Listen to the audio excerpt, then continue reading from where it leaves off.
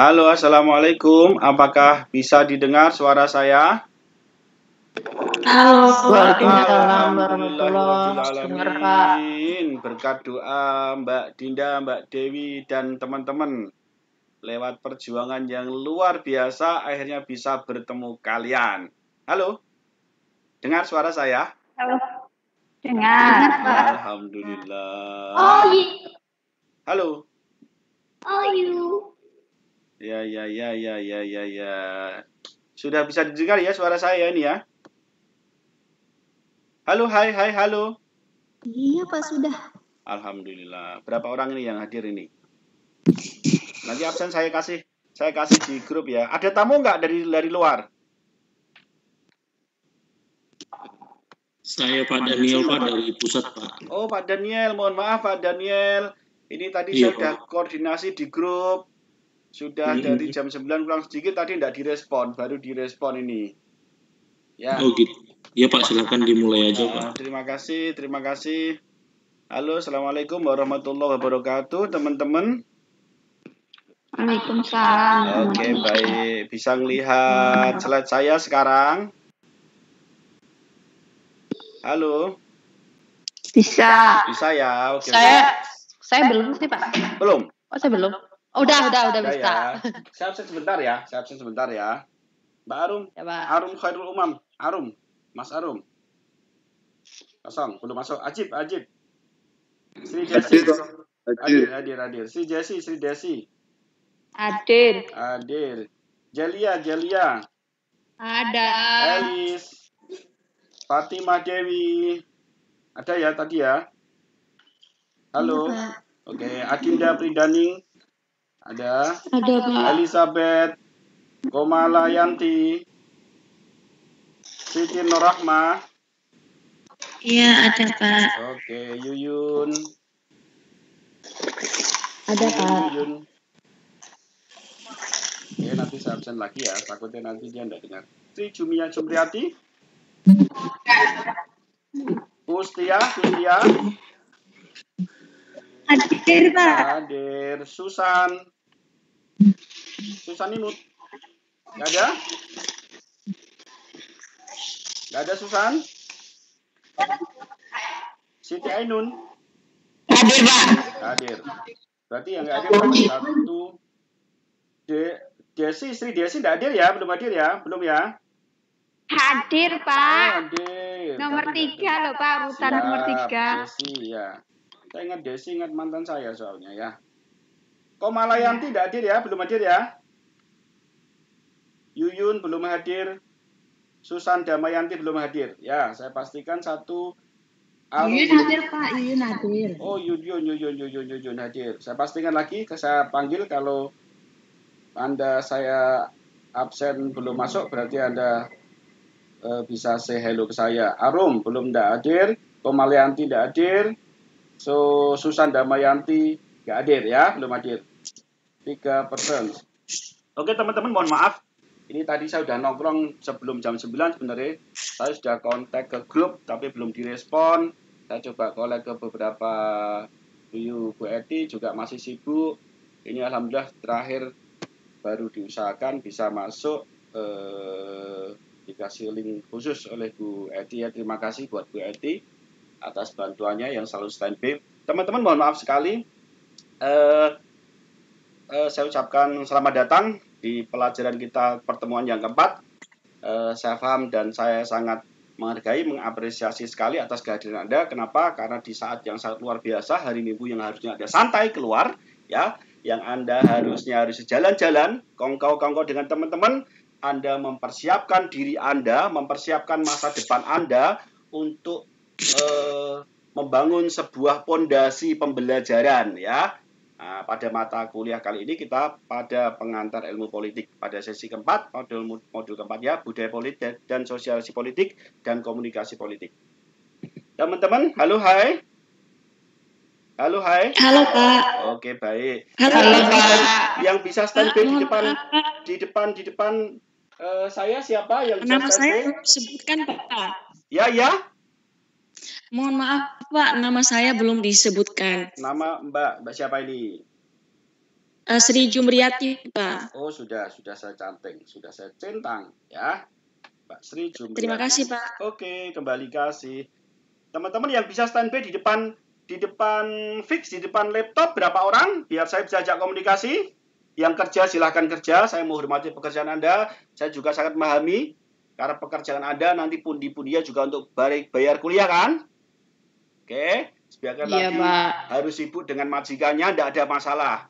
Lakukan yang bisa Anda lakukan. Itu adalah pertahanan terbaik, ya. Gitu. Yang bisa standby di depan kamera siapa ini? Julia bisa, Pak. Yulia, saya cantik biar nanti saya bisa panggil nama Anda. Yulia. Kita kok 5 menit ya. Celia, Pak. Celia Celia. Sukma Sinta. Siapa lagi yang bisa standby? Say hello. Dinda. Oke, siapa lagi bisa say hello? Kadang-kadang Pak Dewi. Dewi Fatimah. Siapa lagi? Isi kadang-kadang bisa. Oh, Sambil Desi nyetrika kadang sih, bisa, Pak. kadang tidak. Ya, setengah bisa, separuh nyawa ya. Ya, separuh nyawamu di luar, separuh nyawamu di sini. Tidak apa-apa. Daripada separuh nyawanya hilang semua ya. Siapa lagi? Halo, hai. Mustia, Pak. Mustia, Pak. Mustia, bisa standby ya? Sudah? Iya. 1, 2, 3, 4. Yang lain antara separuh nyawa ya. Baik, tidak ada masalah. Teman-teman, bertahan adalah hal yang terbaik, teman-teman. Saya paham sekali kondisi Anda dengan usia Anda, harus kuliah, banyak keluhan dan curhat ke saya, Pak. Saya majikan agak susah, Pak. Waktu minggu sering tidak libur. Pak, saya gimana, Pak? Ngerjakan pekerjaan banyak sekali. Saya hampir tidak sempat buka buku, Pak.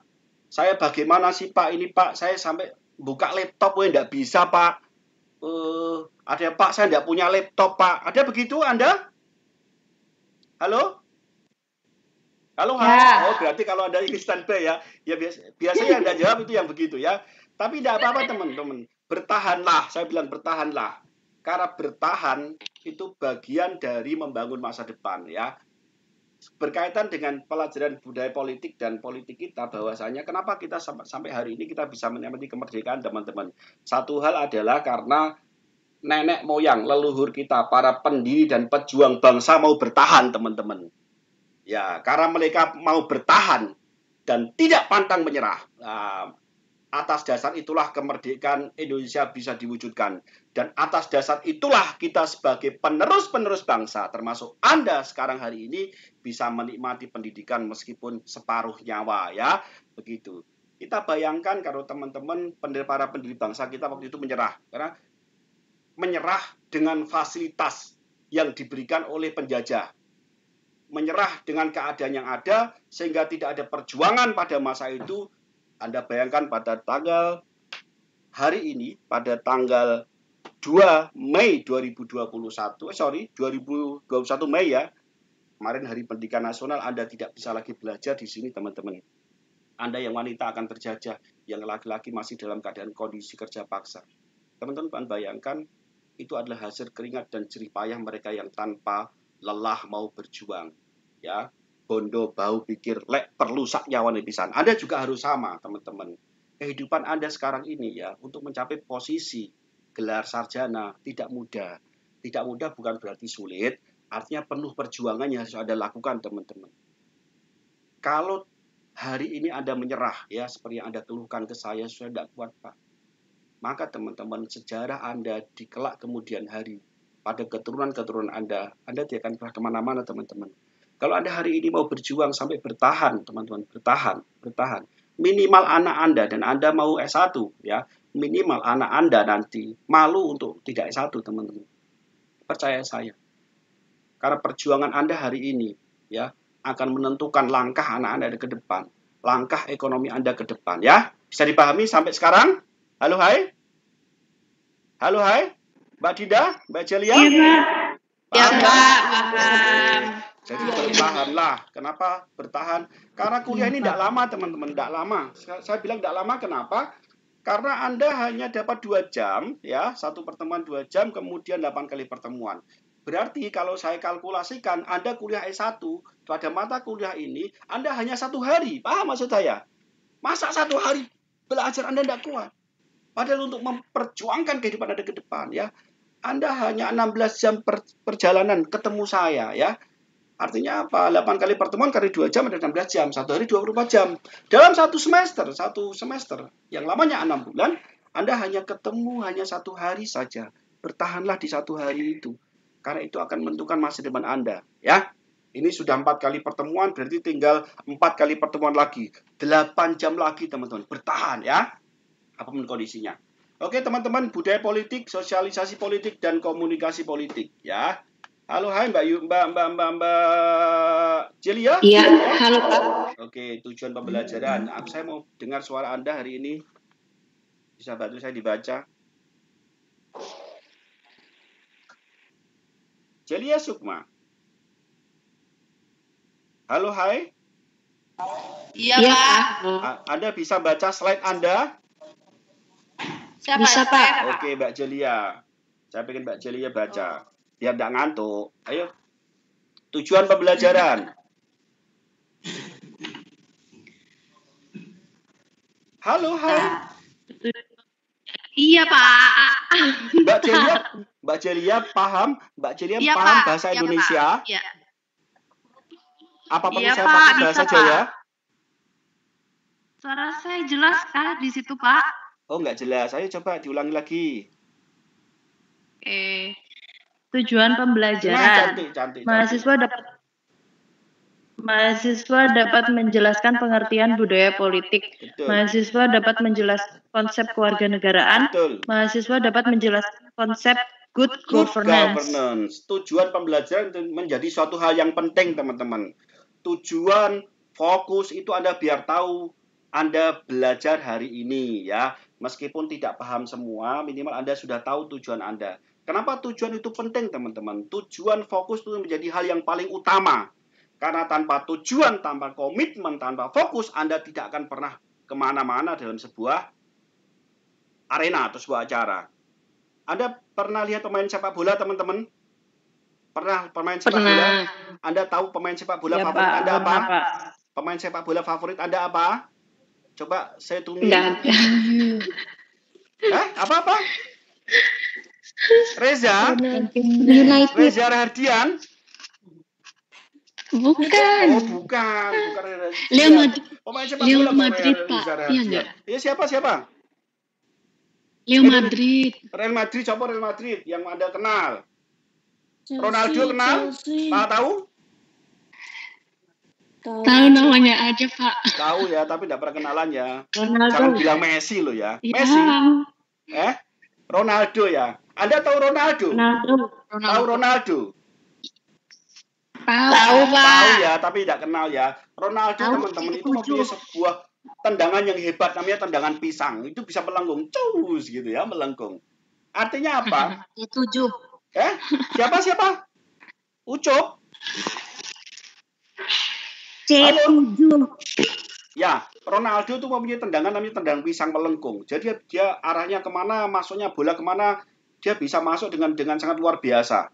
Jadi bola ditendang ke arah samping gawang, tapi dengan kekuatan dan kelihayannya, bola itu bisa masuk ke gawang. Itulah hebatnya, salah satu kehebatan Ronaldo. Teman-teman, ada di sini laki-laki enggak? Enggak ada. Ada yang suka sepak bola? Pernah main sepak bola? Pernah main? Suka. Siapa ini yang ngomong? Desi, Pak. Enggak suka, Pak. Ya, Cowok. lagi mantan saya, Desi ya. Mbak Desi, Anda pernah main sepak bola? Pernah waktu SMP. Waktu SMP. Lomba Anda antar percaya kelas. enggak kalau saya bisa melatih Anda dalam waktu kurang dari 1 menit, Anda bisa mengalahkan Ronaldo? Pasti tidak percaya. Bisa. Gitu? Nggak percaya. Tidak percaya. Saya akan buat Anda percaya, teman-teman. Jadi saya akan taruh Mbak Desi di sebuah lapangan berhadapan dengan Ronaldo, di mana Ronaldo saya tutup kepalanya, saya tutup matanya, saya nggak bisa lihat, saya putar-putar 10 kali, kemudian saya hadapkan tempat Mbak Desi. Mbak Desi saya biarkan matanya terbuka. Kira-kira kalau menurut Anda, kalau diadakan pertandingan setengah jam saja, menang Mbak Desi atau menang Ronaldo? Saya dong. Iya, kenapa? Karena Ronaldo tertutup matanya. Itulah sebuah tujuan visi, teman-teman. Orang sehebat apapun, mahasiswa sehebat apapun, kalau dia tidak tahu tujuan pembelajaran, tidak tahu arahnya kemana, Anda tidak akan pernah kemana-mana. Bahkan Ronaldo bintang dunia kalah dengan Mbak Desi. Paham maksud saya? Halo, hai. Paham, Pak. Saya. Iya, Pak. Paham, Pak. Budaya politik, kewarganegaraan, dan good governance. Kita singkat saja. Bisa dibantu baca, Mbak Dinda? Next. Kajian budaya politik. Kajian budaya politik. Ya. Kajian budaya politik dipengaruhi dari kajian bidang ilmu sosial lainnya seperti antropologi, sejarah, sosialisasi, dan kelompok kecil dari sosiologi dan studi kepribadian dari psikologi. Oke. Konsep budaya politik terkait dengan konsep-konsep politik makro, misalnya tentang bangsa dan sistem.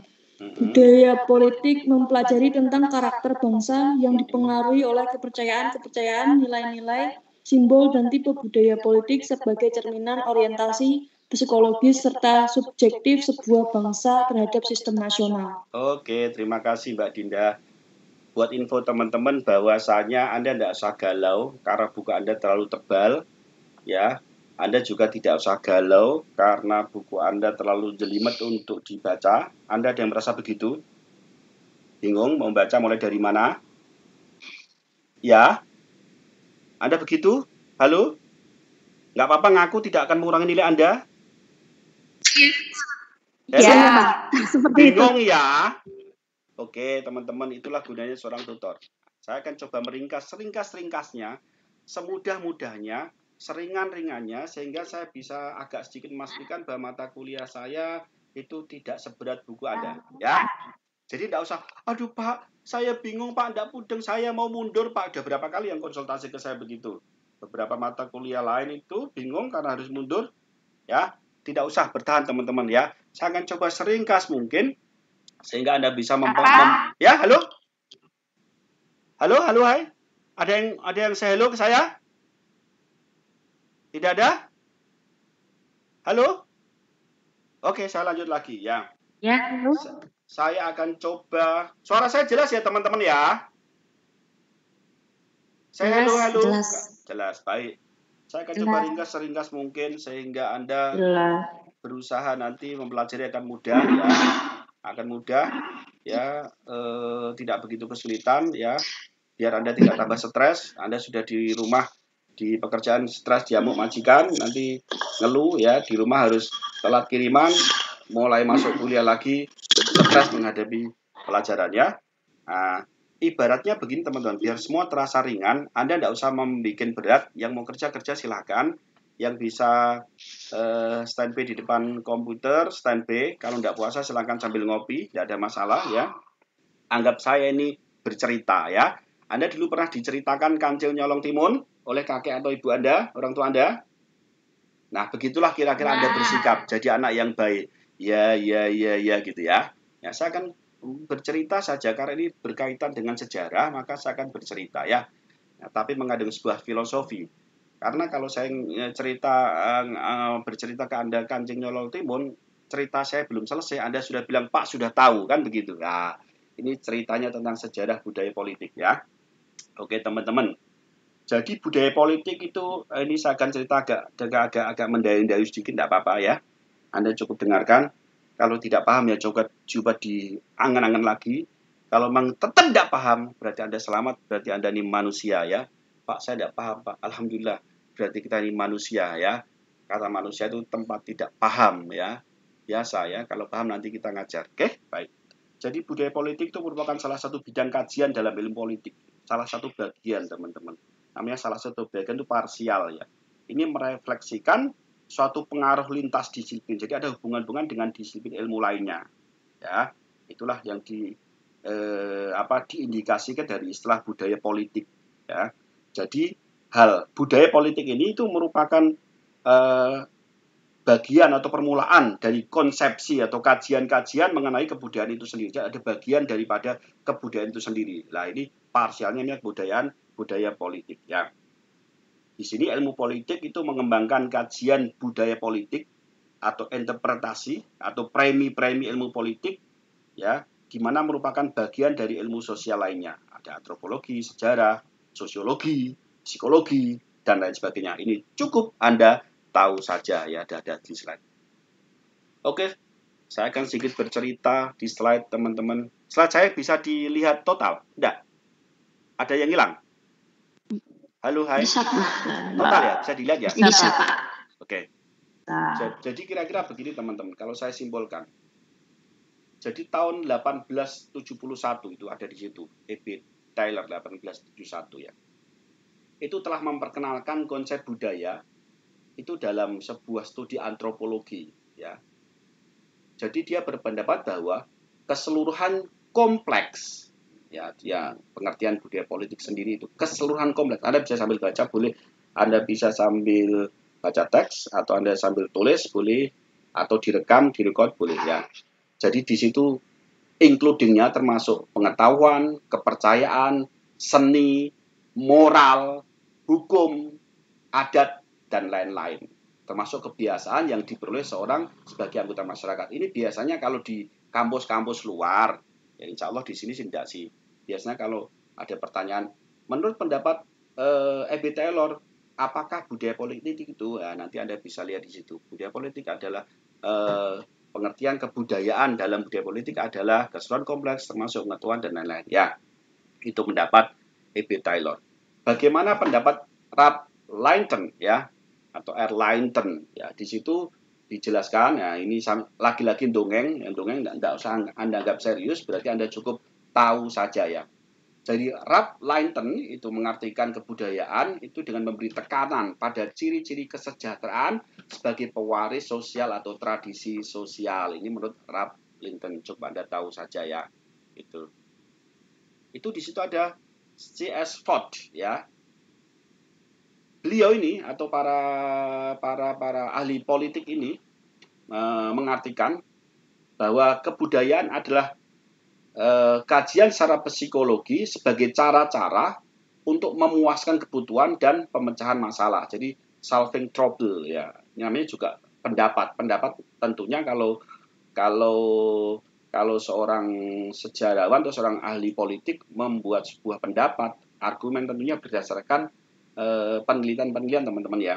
Nah, lagi-lagi Anda S1 jadi cukup tahu pendapat mereka saja, sebab nanti kalau kita masuk lebih jauh akan masuk ke nanti di strata 2 ya. Strata 1 itu dalam penelitian tuh istilahnya kalau perumusan masalah itu untuk mengetahui ya. Jadi nanti kalau Anda bikin tugas atau karya ilmiah itu kalau perumusan masalah ya, kalau di luar namanya semacam skripsi, kalau S1 itu untuk mengetahui saja cukup. Jadi kayak wartawan, mengetahui ya. Tapi harus banyak ya, mengetahui. Beda dengan ilmuwan. Kalau wartawan dengan ilmuwan itu beda. Kalau ilmuwan tuh taunya sedikit tapi mendalam ya. Tapi kalau wartawan itu taunya banyak tapi tidak usah mendalam ya. Pak, terus bagaimana? Saya tidak berusaha mengkritik wartawan, enggak. Cuman ini kan memang karena profesi wartawan dituntut begitu. Pak, bagus mana mengetahui banyak tapi dengan sedikit tapi mendalam, Pak? Ya, tergantung dari sudut mana kita memandang ya. Artinya begini. Kalau saya sebagai seorang akademisi, saya lebih senang pada sedikit tapi mendalam. Kenapa? Karena saya ibaratkan kalau sedikit mendalam itu kayak telaga kecil ya, sumur kecil, di mana sumur kecil itu ada airnya, dan airnya itu dalam dan jernih sehingga bermanfaat bagi banyak orang untuk minum dan lain sebagainya. Tapi pengetahuan kalau banyak itu ibaratnya airnya agak keruh, kemudian lebar dan banyak, akhirnya ya tidak bisa untuk apa-apa. Artinya ya hanya untuk kobangan kerbau saja ya, untuk kerbau berendam. Tapi tidak apa-apa, namanya juga S1. Untuk mengetahui saja sudah cukup ya. Itu. Terus pendapat Parsons ya, ada di situ ada saya lihat Parsons dan Gruber ya, itu seorang antropolog. Beliau berpendapat bahwa kebudayaan adalah memberikan penafsiran sosiologis mengenai kebudayaan itu sendiri, yaitu pola-pola nilai atau gagasan dan sistem-sistem yang bermakna, yang membentuk tingkah laku atau benda-benda yang diproduksi lewat tingkah laku, ya, yang ditransformasikan dan diciptakan. Jadi sebuah pola kebiasaan lah kalau saya ringkas ya. Itu Anda cukup tahu saja ya. Oke. Halo hai, halo hai, hai halo. Halo hai. Iya, Halo, Pak. Anda masih mendengar? Iya, Apakah Pak. Anda masih mendengar? Dengar, Pak. Dengar. Dengar ya. Oke. Iya, Pak. Mbak Komalayanti dari Asisten B. Kustia. Iya, Oke. siap. Anda bisa baca? Bantu saya baca biar Anda tidak ngantuk. Bisa. Oke. Iya. Ini pendapat Gabriel. Bentar. Silakan Besarin. dibaca. Ya. Saya slatin dulu. Oh, belum. HP-nya belum. Oke, Pak, yang sudah step B. Dinda, where are you, Dinda? Dinda di sini. Oke, dibaca Mbak Dinda. Gabriel Almond dan G. Bingham Powell. Seperangkap sikap-sikap kepercayaan dan perasaan-perasaan tentang politik yang terjadi dalam suatu negara pada suatu waktu tertentu. Budaya politik dibentuk oleh sejarah bangsa dan proses-proses sosial, ekonomi, dan aktivitas politik yang berlangsung. Budaya politik mempengaruhi tingkah laku politik individu, isi tuntutan politik mereka, dan respon politik mereka. Nah, sampingnya budaya politik. Sebelahnya juga. Nah, Budaya politik merupakan orientasi politik dan sikap individu dalam hubungannya dengan sistem politik di mana mereka merupakan anggotanya. Itu sudah saya ringkas secantik mungkin ya, tapi akan saya sedikit jabarkan ya tentang budaya politik ini ya. Ada Gabriel Almond dan G. Bingham Powell. Ya, jadi, halo hai. Iya, Pak. Oke, baik. Jadi di situ sudah saya sejak ringkas, cuma akan saya sedikit nambahan di bawahnya yaitu tentang analisa budaya politik. Jadi analisa budaya politik itu dilihat dari sikap individu terhadap objek politik ya. Jadi di situ ada kognitif, afektif, dan evaluatif ya. Halo hai. Jadi kalau saya sedikit. Iya, Pak. Halo. Anda belum ngantuk? Belum ngantuk, masih kuat? Masih, Pak. Masih struggle? Masih. Oke, kalau saya simpulkan dengan bahasa saya ya, nanti boleh Anda rekam, boleh Anda tulis, boleh. Kalau misalnya ditulis, Pak, agak kecepatan, nah bilang, saya ulangi ya. Jadi kognitif itu kira-kira meliputi pengetahuan dan kepercayaan yang diukur dengan menggunakan pengetahuan mengenai sistem politik. Itu kalau ringkasan-ringkasnya. Dengan afektif, diukur dengan melihat perasaan individu terhadap sistem politik itu sendiri. Jadi personal, melihatnya secara personal. Kalau evaluatif, melihat sistem dengan memperhatikan norma evaluatif individu terhadap sistem politik itu sendiri. Itu secara ringkas ya. Halo hai, halo. Halo Iya, hai. Pak. Halo, Pak. Iya, Pak. Itu Ya. nanti hubungannya dengan budaya politik yang merupakan orientasi politik dan sikap individu dalam hubungan dengan sistem politik di mana mereka merupakan anggota tersebut ya. 3 aspek budaya politik. Anda bisa bantu saya baca? Iya, Pak. Anda bisa bantu Saya, saya baca? Pak, bisa, Siapa yang Pak. siap? Ya Pak, Yui. ya Pak, Baca. malah Pak. Oke. Saya masuk. Pokoknya kalau yang aktif saya kasih nilai partisipasi lebih ya. Oke. Next. Malah. Baik. Orientasi terhadap sistem menentukan aspek keabsahan legitimasi otoritas politik. Keabsahan pada politik modern ditentukan melalui proses politik yang demokratis, yaitu melalui proses pemilihan yang dilakukan lewat kompetisi yang jujur dan adil. Keabsahan ini akan sering dengan ketaatan dari masyarakat. Terus? Orientasi terhadap proses politik ada 3 macam tipe budaya politik, terkait dengan proses politik, yaitu parsial, subjek, dan partisipan. Orientasi terhadap kebijakan publik aspek budaya politik ini mencerminkan citra masyarakat yang baik. Pilihan kebijakan publik merupakan pilihan kinerja sistem politik, yaitu kemampuan menarik dan mendistribusikan sumber daya sosial dan mengatur tingkah laku. Oke. Ada yang Anda belum pahami dari ringkasan ini? Atau Anda pengen mengucapkan unek-unek dari ringkasan ini? Ini sudah ringkasan, apa perlu saya ringkas lagi? Oke, teman-teman, ada 3 aspek budaya politik ya. Jadi di situ sudah saya jelaskan. Yang pertama adalah orientasi terhadap sistem. Jadi Anda nanti bisa tulis juga boleh. Ya. Nanti kalau ada sebutkan 3 aspek budaya politik, jelaskan. Hati-hati nanti di pertemuan kelima, tugas kedua ya. Jika ada pertanyaan, sebutkan 3 aspek budaya politik. Ya, Anda bisa lihat di situ. Ada yang pertama adalah orientasi terhadap sistem, ya. Yang kedua adalah orientasi terhadap proses politik, ya. Di situ nanti semacam kalau saya bisa mengartikan adalah tipologi, ya, tipologi politik, ya. Kemudian yang ketiga adalah orientasi terhadap kebijakan publik. Nah, ini sudah ringkasan. Kalau Anda mau diringkas lagi harus Iya, penting. Halo. Ini penting kaosu, mau Pak, coba. Iya, Pak. Halo, hai. Iya, Pak. Iya, Pak. Jadi berkaitan dengan hal tersebut, teman-teman, ya ini ada berkaitan dengan budaya politik juga. Anda lihat, jadi ada 3 macam tipe politik, ya. Anda bisa tulis boleh, ada 3 macam tipe politik berkaitan dengan proses politik menurut Almond dan Power atau parsial, ya.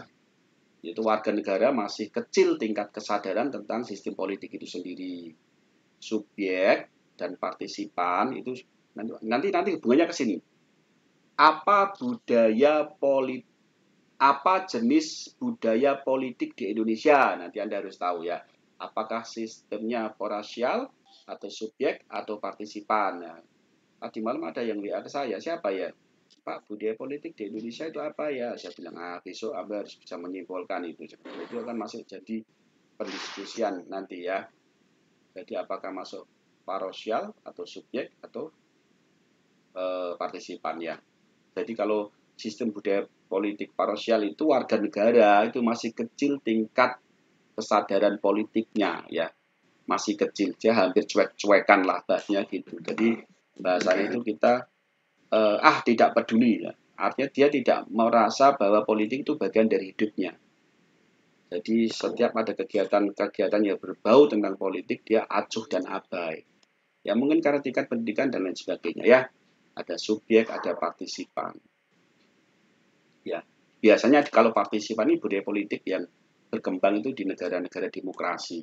Ya, kalau saya bilang negara demokrasi, ingat pelajarannya lalu adalah negara yang mempunyai lebih dari 1 partai. Ya, Pak, dan negara non demokrasi bagaimana? Nah, secara kajian ilmiah negara non demokrasi adalah negara yang memiliki 1 partai atau kerajaan. Ya, Arab Saudi itu masuk kerajaan. Cina itu masuk 1 partai atau multi partai? Halo? 1 partai. 1 partai. Mana lagi negara yang menggunakan 1 partai? Cina, mana lagi? Korea Utara? Ya, Brunei, Pak. 1 partai. Mana lagi? Uni Soviet ya. Brunei Uni Soviet ya. Itu dengan Pakta Warsawanya. Terus mana lagi? Brunei.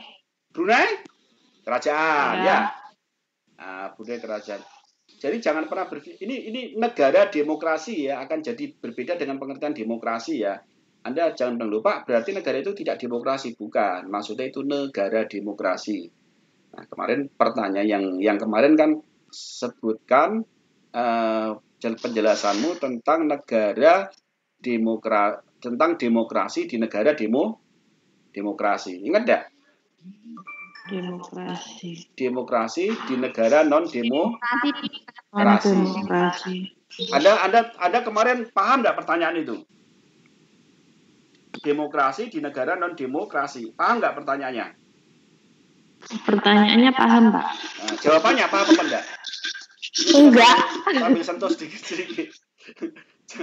Paham nggak? Demokrasi di negara demokrasi, non-demokrasi. Nah, di situ ada dua pernyataan. Satu, demokrasi. Yang kedua, negara non-demokrasi. Berarti demokrasi di negara-negara yang mempunyai single partai atau berbentuk kerajaan. Ya, ada yang jawabannya bukan begitu. Nah, di situ baru Anda jabarkan demokrasi di Cina itu kayak apa. Demokrasi kalau Anda bahas Arab Saudi atau Uni Emirat Arab itu kayak apa, begitu ya? Kalau Anda membahas Brunei, yang kerajaan itu kayak apa, begitu. Jadi itu namanya demokrasi di negara-negara non-demokrasi. Korea Utara kayak apa demokrasi di negara Korea Utara, begitu. Ada yang belum mengumpulkan? Ya, sudah Pak, ya? ada, Pak. Hah?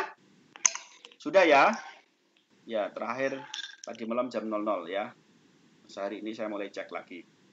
Teman-teman, kita masuk pada bangunan ya, sambil bahas sedikit-sedikit, sambil bahas dengan bangunan budaya politik.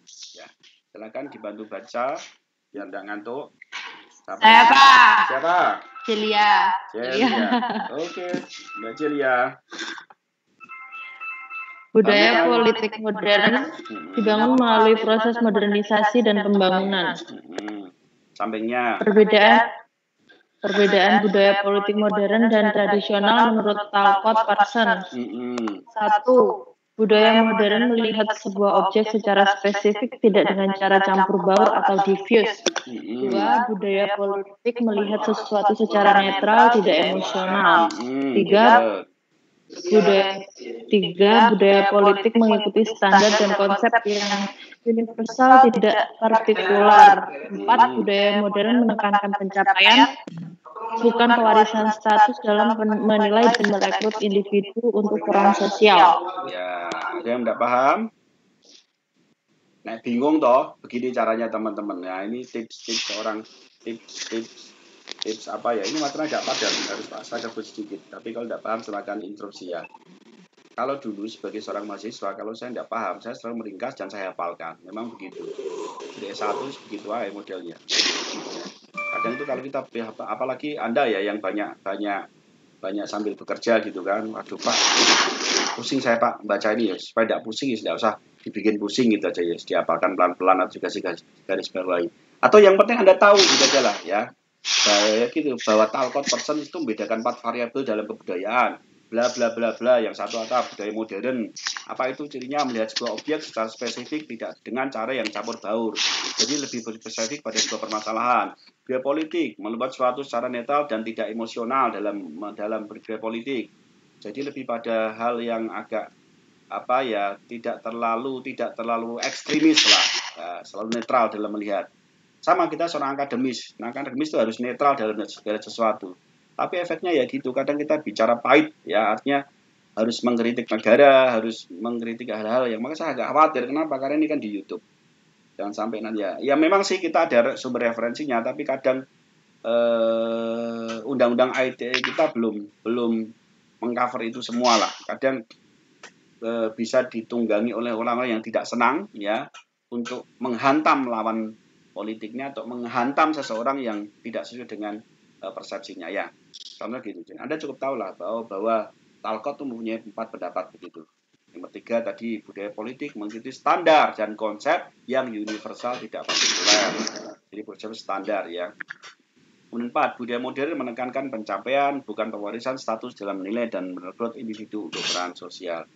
Begitu ya. Halo, hai. Hai, ya, halo. Boleh tanya nggak? Anda bisa lihat di situ? Boleh tanya? Iya, Pak. Bisa, Pak. Bisa lihat ya. Itu Ada yang mau tanya, Pak? Oh iya, silakan. Ayo sambil ngobrol aja. Saya mau tanya nomor 4. Itu maksudnya gimana ya? Budaya modern menekankan pencapaian, bukan pewaris status dalam penilaian dan merekrut individu untuk peran sosial. Itu gimana Pak maksudnya? Budaya modern menekankan pencapaian. Di sini kalau saya arahkan lebih kepada legal standing beliau sebagai ahli ilmu politik ya.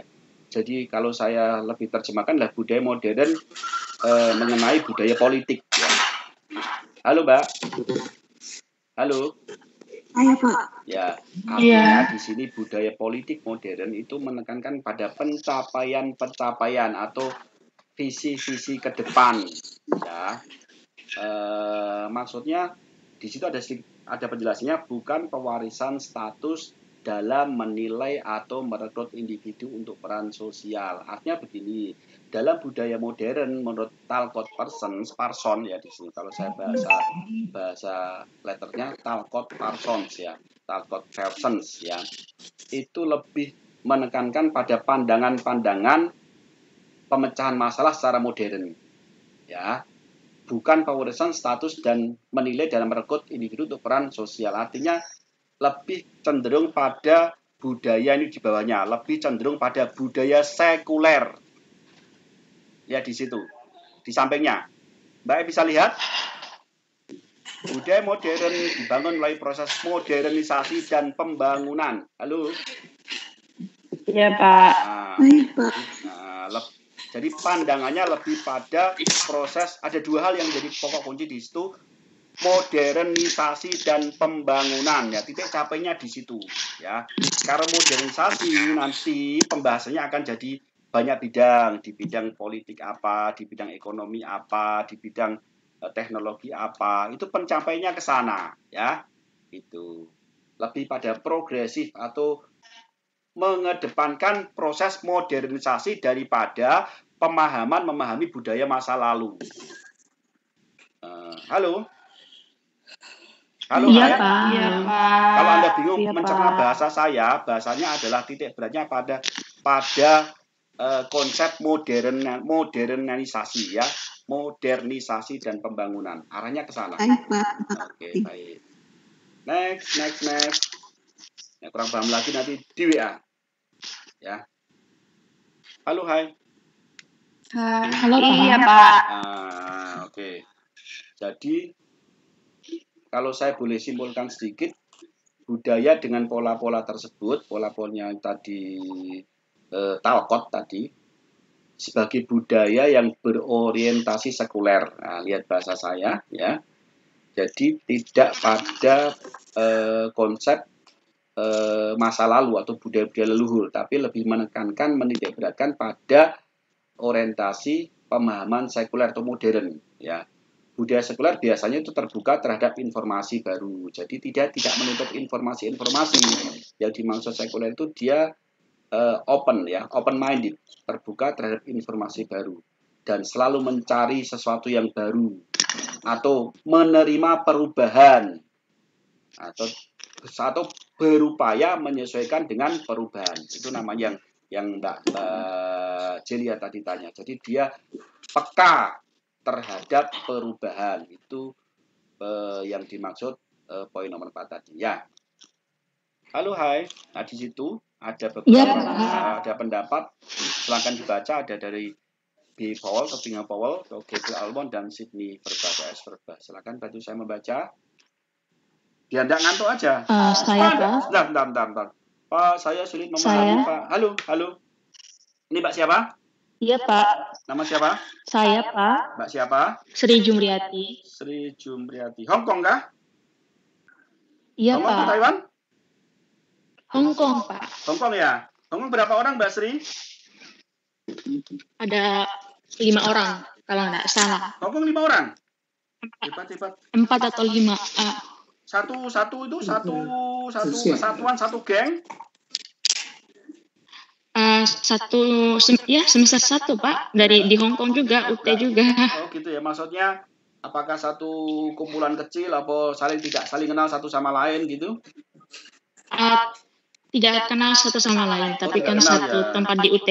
Oh, hanya ketemu waktu di UT berarti ya. Oke, menjalin persahabatan. Iya, Pak. Jadi, silakan bantu baca, Mbak Sri Jumriyati. Premis konseptual budaya politik. Menurut William Powell, Gabriel Amon, dan Sidney Feba, unsur-unsur yang diperlukan untuk menghasilkan masyarakat dan pemerintahan yang modern dan stabil ialah 1. Partisipasi dan proses politik yang demokratis, kemudian rasionalitas dan sekularisasi, dan kebaikan bersama dan tanggung jawab. Oke. Teman-teman, halo hai. Oke. Iya, Pak. Saya memahami bahwa materi ini agak sedikit berat ya. Tapi sekali lagi pesan saya, jangan terlalu bikin berat. Artinya cukup Anda tahu saja ya. Cukup Anda tahu bahwa saya pernah belajar tentang budaya politik. Saya pernah belajar tentang premis konseptual budaya politik ya. Premis konseptual apa itu premis konseptual? Menurut Anda premis konseptual itu apa itu? Apa menurutmu itu? Apa yang Anda pelajari tentang premis konseptual itu? Bahasamu apa sih?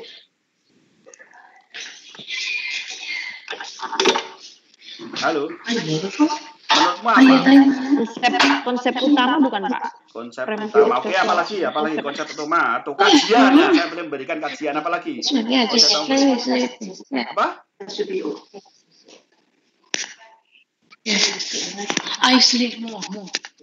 Halo? Atau perspektif. Anda tahu perspektif nggak? Iya, Pak. Perspektif atau kajian. Ya. Perspektif boleh, kajian boleh, atau apa ya? Ya tadi konsep utama bolehlah. Apa yang Anda pahami menurut pemahaman Anda, tapi boleh dikatakan kajian, boleh persepsi, boleh. Jadi persepsi budaya politik ya. Menurut Gabriel Almond ya. Silakan. Tadi sudah dibaca Mbak Sri Jumriyati ya. Baik. Jadi teman-teman saya sedikit mengulas tadi tentang Almond di Powell ya. Jadi di situ ada sistem, ada proses, ada kebijakan ya. Dalam pendapat Almond tadi yang di atas ada namanya sistem, proses, atau kebijakan. Kalau saya boleh konklusikan, saya boleh ringkas. Sistem sendiri berarti melemahnya penggunaan adat kebiasaan dan karisma sebagai basis legitimasi. Jadi menurut Almond tadi ya ada sebuah pelemahan dalam proses legitimasi. Yang kedua, proses sendiri meningkatnya kesadaran akan kesempatan politik dan kesediaan menggunakan kesempatan orang banyak. Yang ketiga tentang kebijakan, yaitu tampak pada kesempatan tadi yang menghasilkan kebijakan untuk mengontrol lingkungan ekonomi dan sosial. Jadi ini pendapat para ahli. Itu biasanya nanti kalau pertanyaan ya, pendapat Almond apa, pendapat Powell apa, pendapat Verba apa, begitu biasanya begitu ya. Jadi premis konseptual budaya politik. Jadi kalau saya boleh sedikit ringkas bahwa gagasan Almond yang melandasi konsep budaya politik itu satu, itu Anda bisa lihat partisipasi dan politik yang demokrasi.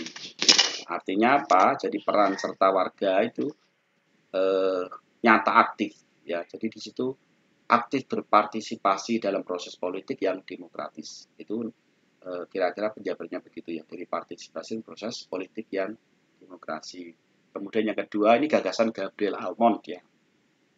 Yang kedua rasionalitas dan sekularitas. Ini kira-kira kalau saya boleh simpulkan itu mendukung cara berpikir yang rasional, jadi proses rasionalisasi dalam berpikir, serta ditinggalkannya orientasi tradisional. Yang ketiga di situ saya tulis kebaikan bersama dan tanggung jawab. Artinya sebuah sistem yang berjalan dengan baik, yang bergantung pada kebaikan warga negara, juga kinerja sistem secara keseluruhan. Jadi itu kira-kira pengertian secara mendasar. Saya mau balik lagi tentang budaya politik. Menurut Anda budaya politik kan tadi ada tiga ya, ada parosial, ada subjek, ada partisipan. Indonesia menganut budaya politik yang mana?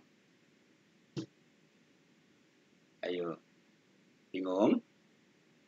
Kalau parosial itu warga negara cuek, Ya, itu parosial. Kalau partisipan itu warga negara mulai aktif dalam ikut berpolitik. Halo. Halo, hai. Iya, Pak. Halo, hai. Iya, Pak. Anda bisa dengar? Yang partisipan, Pak. Partisipan? Partisipan ya? Yakin? Kenapa? Kalau subjek kenapa tidak dibilang subjek? Kalau subjek itu warga negara bagian dari sistem politik nasional, tapi masih pada konsep, pada kehidupan untuk kepentingan diri sendiri. Ya, itu subjek begitu. Tapi kalau partisipan sudah aktif dalam budaya politik untuk kepentingan pribadi maupun kepentingan negara. Menurut Anda? Demokrasi. Untuk demokrasi. Menurut Anda Indonesia menganut budaya politik yang mana? Partisipan ya, gitu. Karena biasa negara berkembang mulai kritis, teman-teman. Ya. Mulai kritis terhadap hal-hal yang menyangkut demokrasi, meskipun ada beberapa kelompok atau beberapa orang yang acuh ya. Yang acuh itu apa? Contohnya waktu pemilu nggak pernah pemilu. Apakah itu Anda banget? Kemarin pemilu ikut nggak? Nggak ikut ya. Enggak, Pak. Ada yang itu kan ada 2 calon, ada yang ngefan-nya calon 1 tapi nyoblosnya calon 2. Enggak, nyoblosnya dua-duanya. Apa nyoblos dua-duanya? Nah, itu kalau diterjemahkan akan jadi ketahuan nanti Anda termasuk yang mana gitu loh maksudnya ya. Ada yang aku enggak usah ikut pemilu lah. Wah, agar tahu budaya politikmu yang mana gitu. Pak, boleh nggak? Budaya politik itu parsial, Pak. Menganalisanya per suku misalkan. Boleh. Itu kan saya kan tadi bicara Indonesia. Boleh. Menganalisa per suku boleh. Per individu juga boleh. Saya boleh tanya, budaya politikmu apa kemarin? Waktu pemilu. Boleh nggak begitu? Boleh, ya. Kemarin nyoblos? Pilpres? Enggak, Pak. Enggak. Iya, Pak. Saya tidak. Kalau tidak nyoblos Pilpres, itu masuk budaya politik yang mana? Subjektif. Apatisisme. Subjek, Pak. Apatisisme. Subjek itu parsial. Iya, kalau masih untuk nyoblos tapi untuk kepentingan pribadi ya masuk subjek. Tapi kalau sudah wis cuek-cuekan ya masuk parsial. Gitu aja intinya ya, sederhana ya. Jadi kalimat yang banyak kalau saya simpulkan begitu. Kalau saya kurang bisa mengepaskan di pemahaman bahasa Anda, saya mohon maaf. Nanti Anda bisa tanya, Pak ini maksudnya apa gitu ya. Gitu. Karena bahasa politik itu kadang perlu mendayu-dayu. Halo? Ya, Pak. Ya, di Indonesia kan begitu ya. Bahasa itu seringkali menjadi tameng untuk sesuatu maksud dan tujuan. Ya, contoh mengundurkan diri dengan terhormat, gitu kan? Silakan Anda mengundurkan diri dengan terhormat. Kira-kira mengundurkan diri dengan terhormat artinya apa? Dipecat kan? Ya enggak? Iya. Iya, gitu. Iya, Bahasa-bahasa gitu. Ya, secara halus ya, Pak. Secara halus ya. Itulah bahasa-bahasa kita begitu ya. Next, teman-teman. Halo, hai, masih hidup? Masih, ya. Pak. Jadi kalau saya simpulkan sedikit tentang budaya politik tadi, itu, jadi budaya politik harus mempelajari itu tidak bisa terlepas dari sosialisasi politik dan komunikasi politik. Jadi ada 3 rangkaian. Jika Anda membicarakan budaya politik, maka Anda ini sebuah ringkasan kecil buat Anda, ya. Makanya saya bilang cukup tahu saja, ya. Tidak apa-apa. Pak, saya cukup tahunya gitu, Pak. Alhamdulillah, tidak apa-apa. Ya, yang penting Anda pernah dengar. Jangan sampai Anda sebagai mahasiswa tidak pernah mendengar sama sekali, ya. Ini namanya kriminalisasi ilmu namanya, ya. Kamu belajar di apa? Di ilmu politik. Ini jurusan apa? Ilmu politik, toh? Ilmu komunikasi ya? Ya. Ilmu komunikasi, Pak. Pernah belajar pengantar politik? Pernah, Pak. Anda pernah dengar budaya politik? Pernah pun enggak ya, Pak ya? Apa ya? Wah, jangan. Nanti memalukan. Ini namanya kriminalisasi ilmu ya. Nah, minimal Anda pernah dengar dulu lah. S1 tuh minimal pernah dengar dulu. Ya. Apalagi Anda yang sambil kerja, minimal pernah dengar dan kalau ada orang bicara itu Anda mulai memahami ya. Oh, maksudnya begitu. Oh gitu ya. Ada O-nya gitu loh. Nggak ngowoh gitu kan. Anda pernah kalau orang bicara ngowoh? Nah, jangan ya, kembalilah ke Pernah. ya. gitu. Jadi Anda mulai harus oh ya tahu ya. Jadi kalau saya simpulkan, kalau Anda bicara budaya politik, itu Anda tidak boleh lepas dari namanya sosialisasi politik, namanya komunikasi politik dan lain sebagainya, gitu ya. Jadi ilmu budaya politik ini tidak bisa berdiri sendiri, tapi harus bergabung atau pasti akan dipengaruhi oleh ilmu yang lain. Ada antropologi, ada psikologi, ada sosiologi dan lain sebagainya. Saya tidak tahu Anda belajar atau tidak ya di mata kuliah ini ya, tapi Anda perlu tahu itu ya. Itu. Jadi beberapa negara demokrasi di negara Eropa dan Amerika Serikat, kajian tentang budaya politik itu sering dikaitkan dengan saya bilang kontroversi lah. Saya bilang bias dengan demokrasi. Kenapa ya? Ya masih abu-abu. Jadi misalkan budaya politik sendiri pun di negara-negara demokrasi ya istilahnya masih abu-abu ya. Ya dengan banyak hal faktor tingkat pedalaman daerah kalau di Indonesia kira-kira ya daerah yang terpencil, melek politik, melek tentang baca tulis dan lain sebagainya ya. Itu juga pengaruh ke budaya politik. Halo, hai, Anda masih sehat sekarang? Semangat? Iya, Pak. Oke, ada yang mau curhat? Sebelum saya masuk ke sesi selanjutnya tentang kewarganegaraan dan penyelenggaraan pemerintahan yang baik. Halo, hai.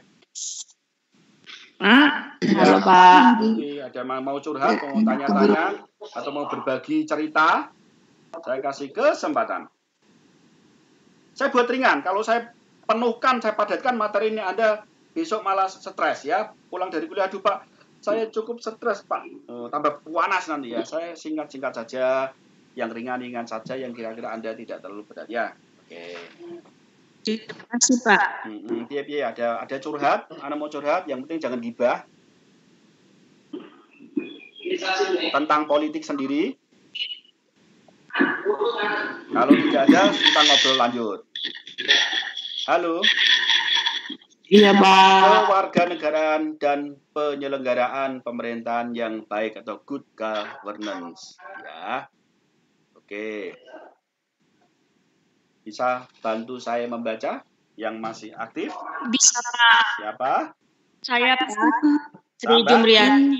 Sri Jumriyati. Saya centang dulu. Keaktifan Anda nanti membuat Anda tidak ngantuk. Yang kedua, membuat nilai Anda lebih. Ya. Di partisipan. Next. Silakan dibaca.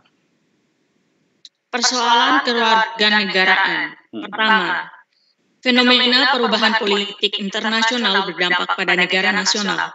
Kedua, meningkatnya dominasi ideologi kanan baru sehingga mengancam hak-hak sosial warga negara.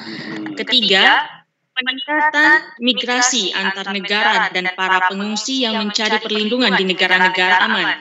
Meningkatnya kemajemukan etnis masyarakat. Kemajemukan ini, Pak. Kemajemukan. Ya. Saya salah nulis apa ya? Kemajuan ya. Halo. Iya, Pak. Yang pertama, fenomena perubahan politik internasional berdampak pada negara nasional. Artinya apa di situ? Ini contoh saja.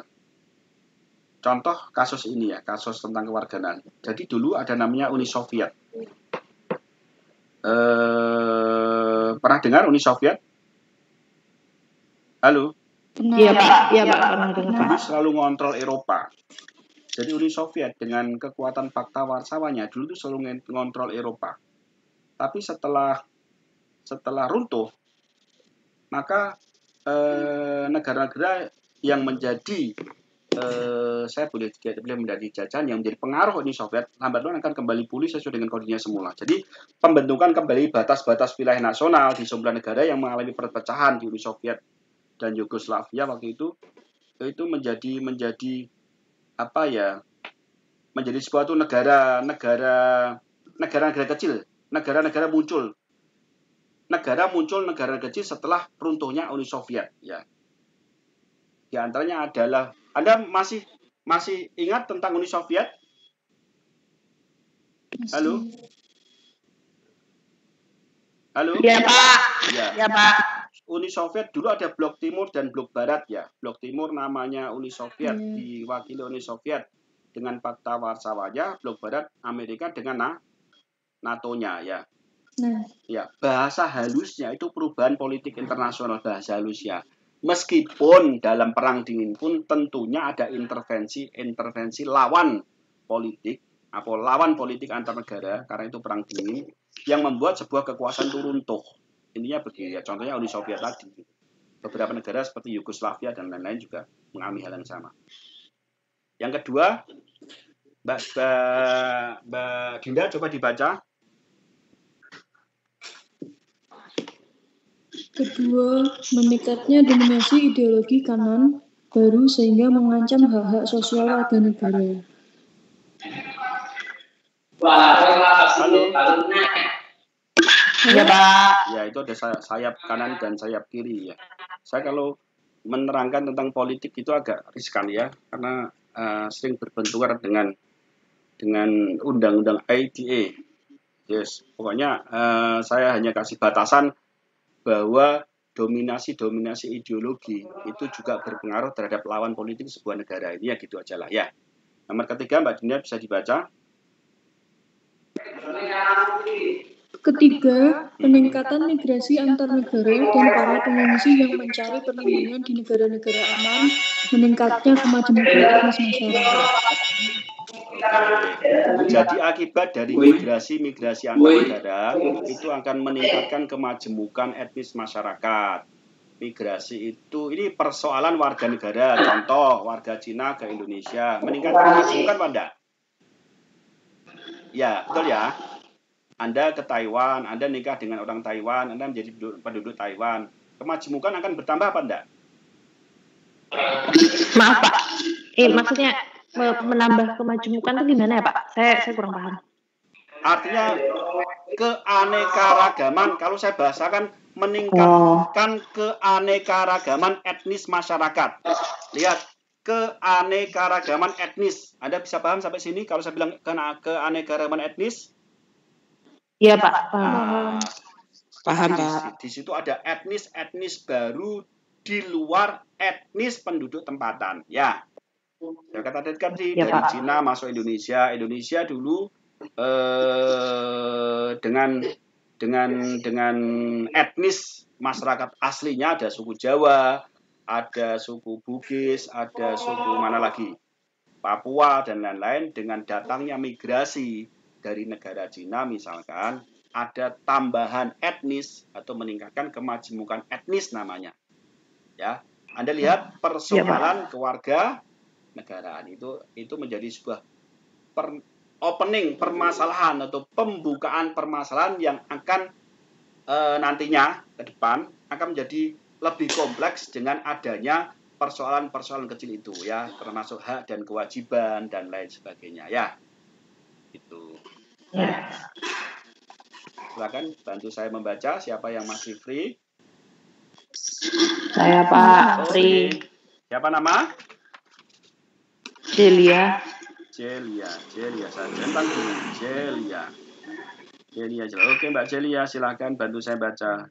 Kita yang ringan-ringan aja lah belajar ya. Oke, next. Kewarganegaraan, C.H. Marshall. Kewarganegaraan adalah status yang diperoleh mereka yang merupakan anggota penuh sebuah komunitas yang memiliki hak dan kewajiban yang sama yang melekat pada status yang diperolehnya. Oke, next. Bawahnya. Ada aturan hukum dan hubungan. Aturan hukum dan hubungan sosial. Baik. Jadi ini menurut Marshall ya. Apa sih Pak definisi kewarganegaraan itu? Jadi saya mau tahu menurut Anda kewarganegaraan itu apa sih Mbak Celia? Satu kata saja. Boleh salah, nggak harus benar. Pokoknya mahasiswa S1 itu boleh salah, nggak harus benar. Nah, benar namanya pakar. Ayo, latihan ngomong. Gimana Pak? Warganegara itu apa? Satu kata saja. Satu kata aja, salah boleh. Warga negara rakyat Pak. Rakyat, apalagi buat salah boleh. Nggak harus benar. Dinda, warga negara itu apa sih? Nanti soalnya ada, beda warga negara dengan penduduk ada, tapi tidak apa-apa, salah tidak apa-apa. Warga negaraan Apa-apa? Status kewarganegaraan. Status. Iya, maksudnya dari negara mana? Bukan kewarganegaraan. Saya mau tanya warga negara menurutmu apa? Warga negara penduduk suatu Apa, negara. Oke, saya tampung dulu. Siapa lagi yang mau partisipasi? Dewi Fatimah? Satu kata saja. Saya minta satu kata saja. Masyarakat. Gustia. Ya Pak, masyarakat menurut saya. Jadi Gustia ya? Jumriyati. Are you there? Penduduk, Pak. Ya, kalau menurut saya. Yuyun enggak ada ya? Yuyun ada? Sibuk Yuyun. Fatimah Dewi? Halo, hai. Iya Pak. Ya, menurutmu apa? Apa warga negara itu menurutmu? Boleh salah, enggak harus benar. Latihan ngomong aja kok. Keanggotaan. Keanggotaan, oke, satu kata ya. Nah, ini kita sudah mulai agak akademis sedikit. Menurut T.H. Marshall. Jadi kalau sudah mulai pendapat ahli itu harus ada referensinya ya. Kewarganegaraan adalah status yang diperoleh mereka yang merupakan anggota penuh sebuah komunitas. Di situ lihat, anggota penuh sebuah komunitas ya, yang memiliki hak dan kewajiban yang sama yang melekat pada status yang diperolehnya. Jadi lagi-lagi menurut Marshall ya, itu kewarganegaraan itu ada dua dimensi. Yang pertama itu saya lihat di situ, satu, seperangkat aturan hukum, yaitu aturan hukum yang mengatur hubungan sosial antara individu yang meliputi hak dan kewajiban terhadap negara maupun warga negara. Yang kedua di situ ada hubungan sosial atau hubungan individu dengan negara dan antar individu. Ya, itu dibahas jadi dua definisi atau dua dimensi ya, itu menurut T.H. Marshall. Menurut Ulf Peterson, silakan bantu saya baca yang tidak ngantuk. Ayo, hai. Saya Pak. Ya. Teman-teman, halo, hai. Ini Mbak siapa? Halo. Mbak siapa? Elizabeth, Pak. Elizabeth baru aktif. Menurut Ulf Peterson, sebentar, Elizabeth. Halo, hai. Iya. Halo, hai. Iya, Pak. Kita refreshing sebentar. Iya, Pak. Teman-teman, Anda capek di depan laptop? Apakah Anda capek di depan laptop? Apakah Anda capek di depan handphone? Tidak, Pak. Tidak. Apakah Anda bisa ikuti kata-kata saya? Bisa, Pak. Anda angkat tangan Anda ke atas? Ya. Sudah? Di atas semua? Ya. Anda gerakkan ke kanan sekali? Ya. Anda gerakkan ke kiri sekali? Sudah? Ya. Anda putar pinggang Anda ke kanan? Sudah? Halo? Anda putar pinggang Anda ke kiri? Sudah? Halo, hai? Hai. Sudah? Kembalikan ke semula. Kembalikan, jangan sampai tidak kembali. Ya. Anda sudah merasa enak sekarang? Sudah, Pak. Oke, baik. Silakan dilanjut, Mbak Elizabeth. Next. Kewarganegaraan menurut Ulf Peterson. Kewarganegaraan. Halo, Mbak Elizabeth. Iya. Halo. Mbak Elizabeth ini dari Taiwan atau dari Hong Kong? Taiwan, Pak. Taiwan ya? Taiwan di mana? Iya. Taiwan di mana? Taipei, Pak. Taipei? Iya. Tahun berapa masuk Taipei? 2005, Pak. 2005 sampai 2000? Masuk Taipei kan? 2005 ya? Sudah berapa tahun itu? Iya, 2005. Wah, luar biasa. Senior ya? Suhu ya? Udah tua, Pak. Oh, luar biasa. Usia berapa, Mbak? 38.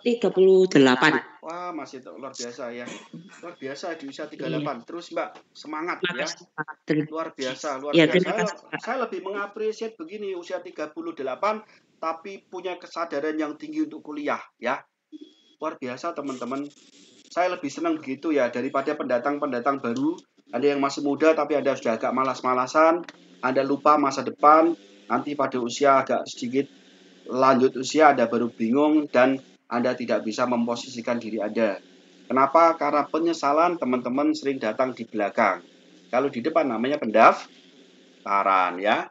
Itu maka Anda yang masih usia 20-an, masih 30 tahunan, 30 bawah lah, itu harus Anda pupuk ya. Gitu. Karena kuliah itu penting teman-teman. Mungkin Anda mungkin kalau ketemu teman-teman ya waktu kumpul dengan PMI gitu, tanya, "Kamu kuliah?" "Iya, aku kuliah." "Ngopo kuliah?" Mungkin Anda akan sedikit dilecehkan ya. Kita ini di sini kerja, cari duit yang banyak. Pulang ke Indonesia bayar bawa uang banyak. Apa kuliah? Nggak manfaat, udah keluar duit, capek, tidak mengenakan. Anda pernah dengar ucapan itu dari teman-teman? Halo, hai. Pernah? Sering ya? Sering banget, Pak. Sering ya? Oh, kamu itu kurang kerjaan. Kuliah ngopo kuliah? Kita ini happy. Lapo di sini. Penting tuh duit sambil kipasin duit ngeselin gitu. Anda pernah begitu? Begitu kan? Sambil uang dikipas-kipasin ngeselin gitu. Nah, halo hai teman-teman.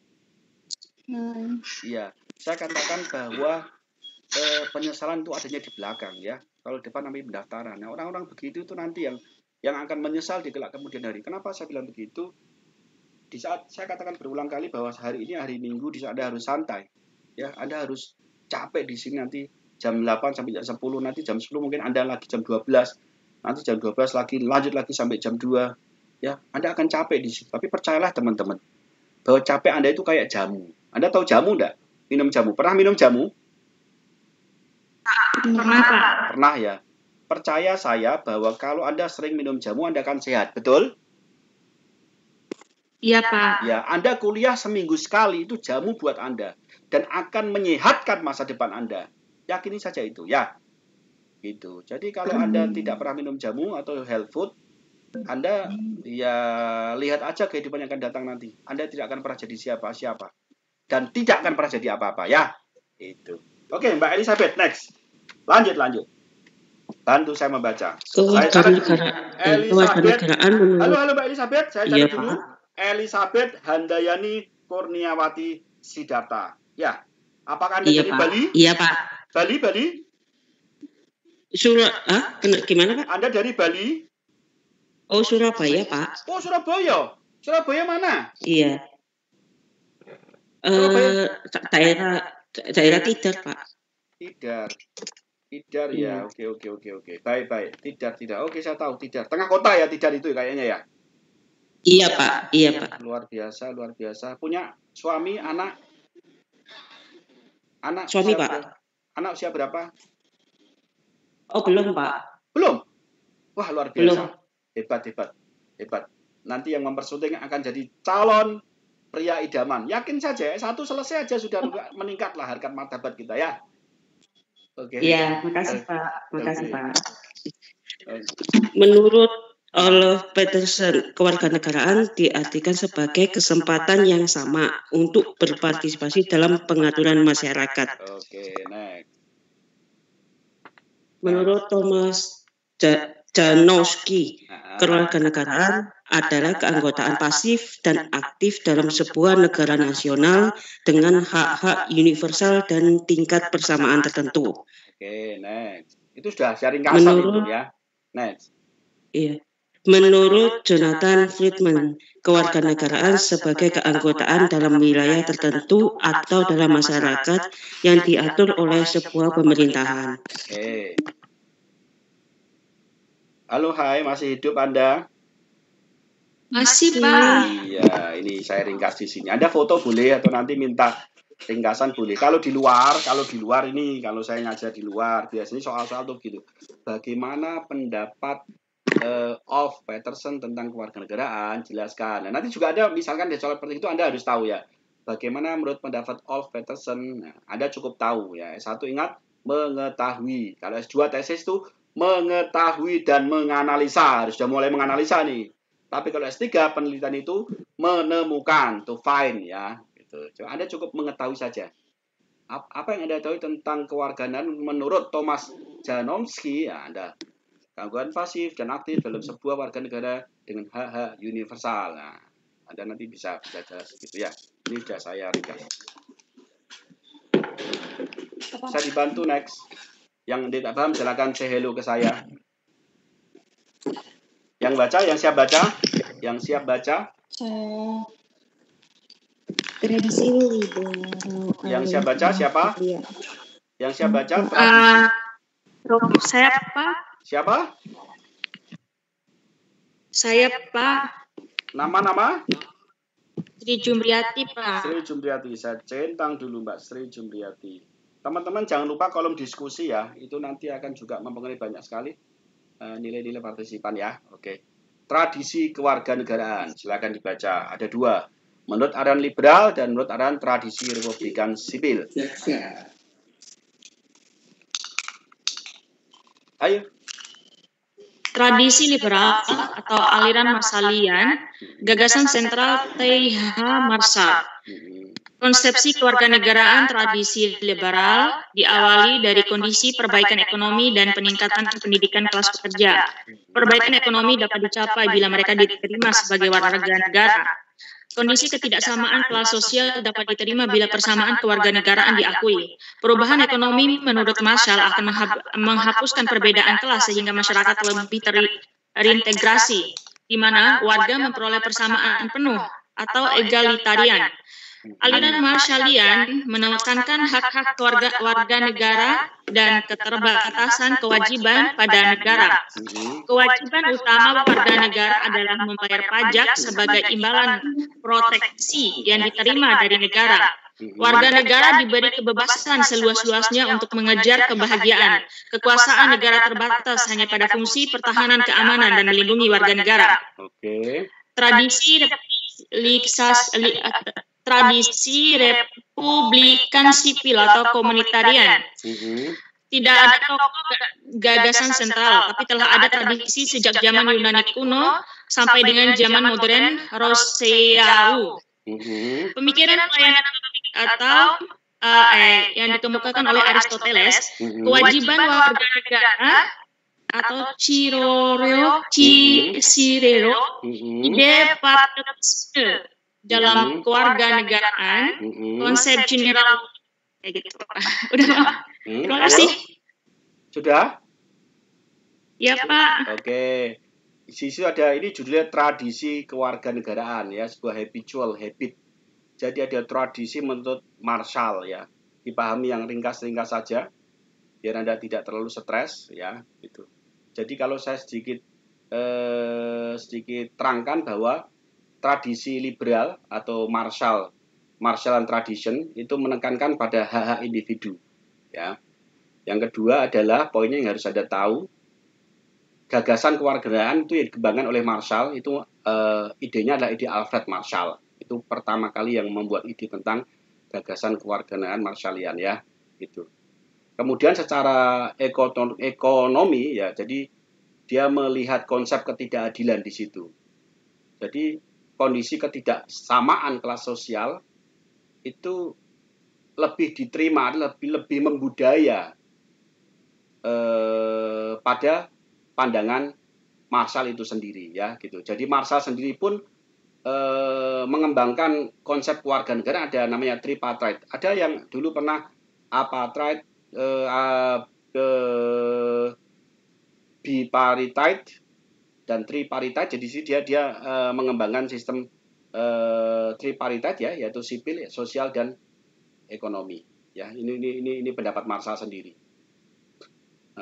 Semoga konklusi saya tidak terlalu tinggi dan sudah ada cerna ya. Jadi kewajiban utama dalam Marshallian itu membayar pajak sebagai imbalan untuk proteksi yang diterima dari negara. Jadi ada imbal balik, rakyat membayar pajak, negara memberikan perlindungan, gitu. Ini Anda lihat ada tradisi liberal dan ada tradisi republikan sipil. Di situ dijelaskan republikan sipil atau komunitarian itu tidak ada tokoh gagasan sentral, tapi telah ada tradisi sejak zaman Yunani kuno sampai dengan zaman modern, itu mendekat Rousseau ya. Jadi gagasan sentral tidak ada. Mereka masih mengikuti tradisi-tradisi lama. Intinya begitu. Ya gitu. Kemudian di situ ada pemikiran Aristoteles bahwa menekankan pada pemikiran pada pelayan publik. Jadi Aristoteles di sini dalam menganalisa tentang tradisi republikan itu ditekankan pada pelayan publik. Sedangkan Cicero di situ lebih menekankan pada kebajikan warga negara atau kebaikan warga negara.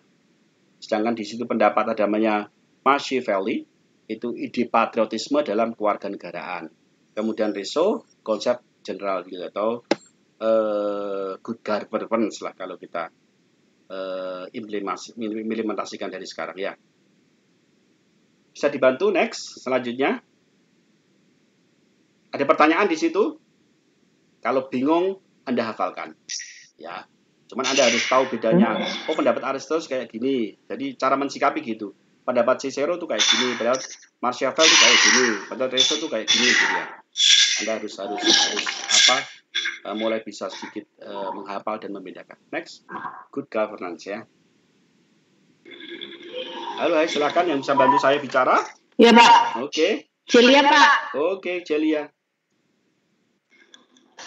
Pengertian good governance. Demokratisasi harus disertai dengan praktik good governance. Good governance merupakan standar penilaian praktek politik termasuk dalam kegiatan ekonomi yang baik dan ideal dalam penyelenggaraan pemerintahan dan non-pemerintahan, korporasi, perusahaan-perusahaan, NGOs, partai politik. Governance yang di lingkaran governance adalah proses pengambilan keputusan dan proses pelaksanaan keputusan-keputusan yang diambil. Baik dalam arti hasilnya sesuai dengan rencana atau target.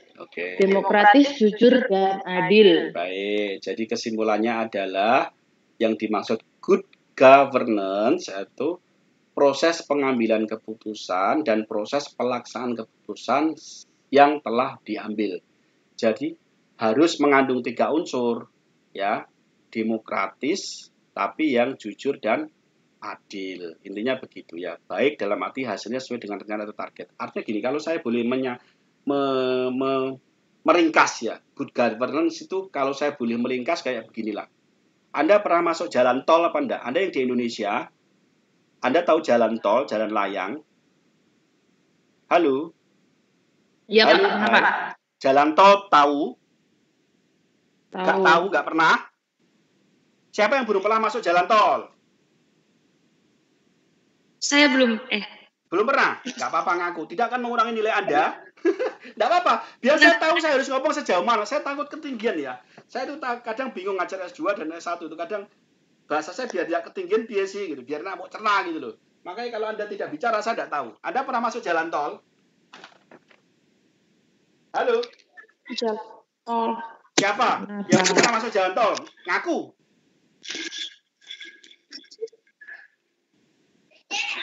Siapa? Halo. Pernah semua? Yakin pernah semua? Mbak Celia, tampakkan suaramu. Pernah masuk jalan tol apa enggak? Ini hubungannya ke good governance biar Anda mudeng gitu loh. Celia, halo. Iya, Pak. Mbak Celia dari mana? Saya dari Banyuwangi, Pak. Banyuwangi ada jalan tol apa ora? Kalau di Banyuwangi tidak ada, Pak. Tapi saya pernah lewat jalan tol. Jalan tol mana yang kamu lewati? Surabaya? Iya, Pak. Kalau mau ke Surabaya itu masuk terus Porong? Di Bali juga. Masuk Porong keluar Gresik ya? Pak. Benar ya? Betul, Pak. Ya, Celia masuk Porong keluar Gresik. Mana saya tanya lagi biar saya tidak salah ini. Biar Anda paham, saya nanti ngoceh ke sana sini Anda tidak mudeng malah bahaya nanti. Kriminalisasi ilmu nanti. Dewi Fatimah, where are you? Halo? Hilang? Dinda? Dinda? Iya, Pak. Pernah masuk jalan tol apa Ya. pernah? Kamu dari mana? Dari Semarang. Semarang itu jalan tol mana? Krapyak? Keluar? Krapyak keluar. Ungaran juga pernah. Krapyak keluar Ungaran, oke. Berarti pernah masuk jalan tol ya. Ini hubungannya ke good governance biar Anda tidak mudeng, tidak bingung. Kalau Anda ngomong gini saya akan tahu harus terangkan pakai bahasa apa. Elizabeth, Mbak Elizabeth. Surabaya. Tidak ada. Komalayanti. Kerja Siti Noroma. Dan asisten B Yuyun. Mana Mbak? Pernah, Pak. Siapa ini yang ngomong ini? Saya. Yuyun. Mbak Yuyun. Dari mana Mbak Yuyun? Dari Blitar, Pak. Blitar ada jalan tol apa enggak? Kalau ke Surabaya, Pak, jalan tolnya. Jalan tol Kediri Surabaya, Surabaya. Ya, Kediri Surabaya Iya. ya. Wah, tahu. Iya. Mudeng berarti. Sri Jumriyati, biar saya cek satu-satu dulu. Nanti saya tidak ngocas gugat, nanti orang mudeng ya, bahaya nanti. Ayo, Sri Jumriyati mana? Saya belum Pak. Apa? Kalau di NTB itu jalan tol. Siapa ini ya protes? Sri Jumriyati, Pak. Di NTB dari tidak mana, ada jalan. Sri? Where are you from? NTB. Hah? NTB? NTB. NTB adakah jalan tol? Tidak ada, Pak, di Bima.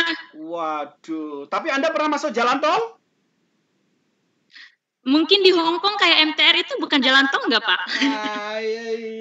Iyalah, ya wes. Kalau saya bilang ya kayak, ya wes. Oke, saya catat dulu.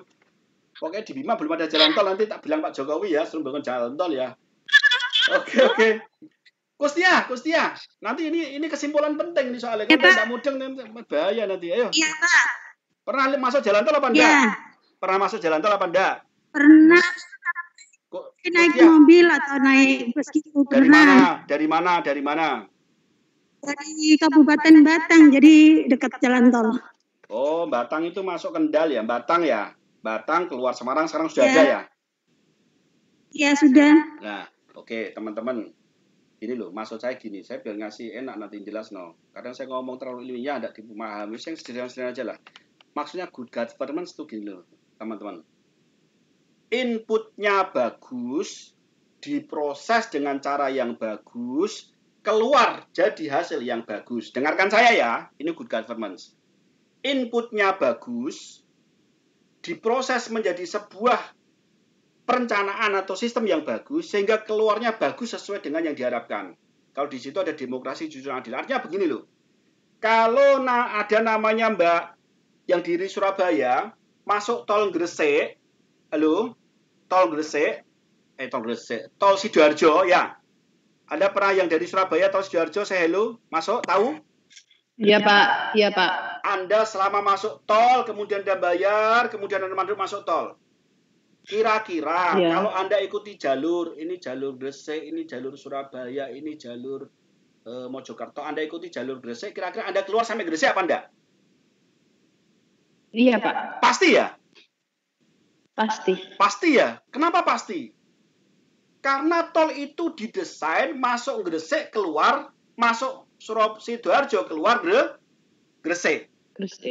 Paham maksudnya? Anda bodoh nggak bodoh, sementing Anda bisa jawab, bisa baca, tulis, Anda ikut masuk tol Sidoarjo, mesti keluar Gresik. Anda nggak bisa putar di situ, karena ada besinya semua. Benar maksud saya? Halo? Iya. Anda harus keluar Gresik, baru putar kan? Karena di jalan tol kan nggak ada jalur putar kan? Lurus kan? Iya Pak. Paham ya? Itu.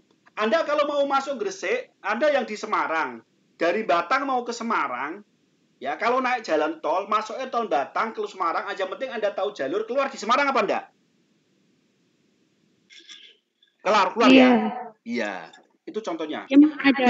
Beda halnya kalau enggak good governance, Anda kalau lewat jalan biasa tidak jalan tol, Anda mau ke Semarang, kemudian dari Batang, kemudian Anda lupa jalan, boleh enggak Anda nanti putar balik sampai arah Jakarta?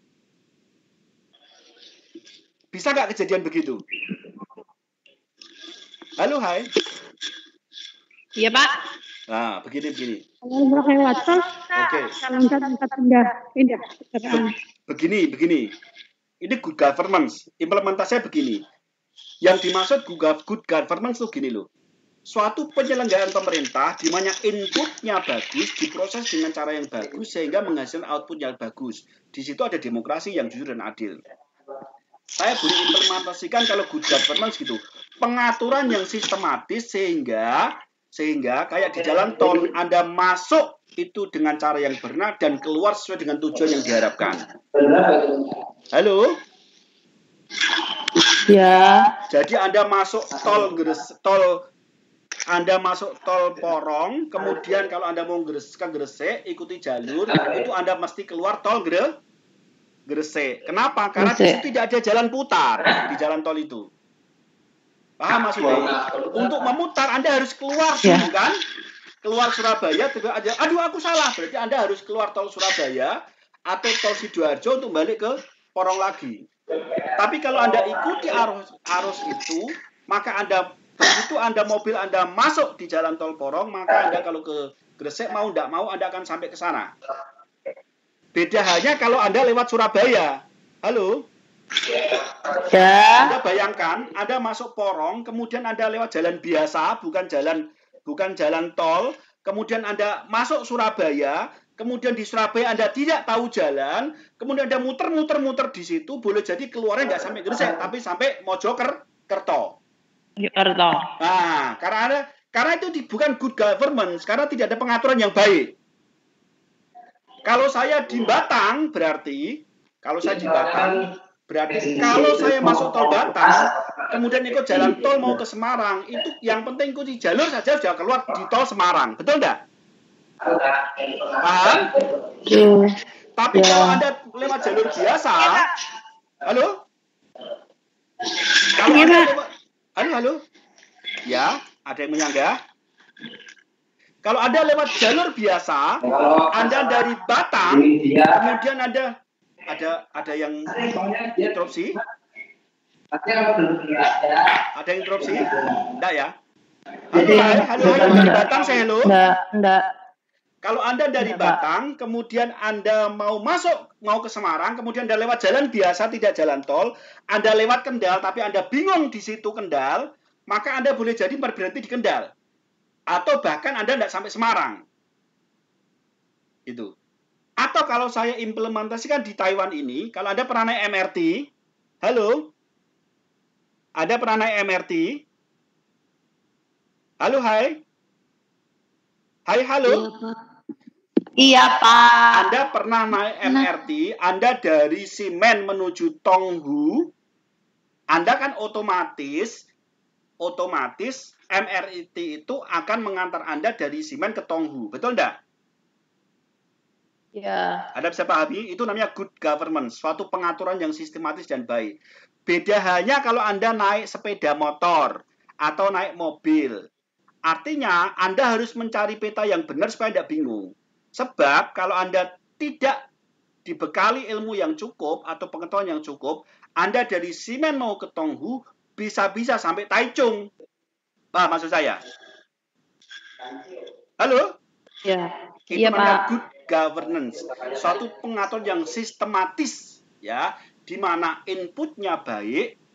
Nah, tengah-tengah prosesnya akan jadi selalu baik karena terkontrol oleh aturan-aturan yang sistematis dan ditaati, ya. Kemudian outputnya sesuai dengan harapan. Itu namanya good governance, ya. Sekiranya begitulah.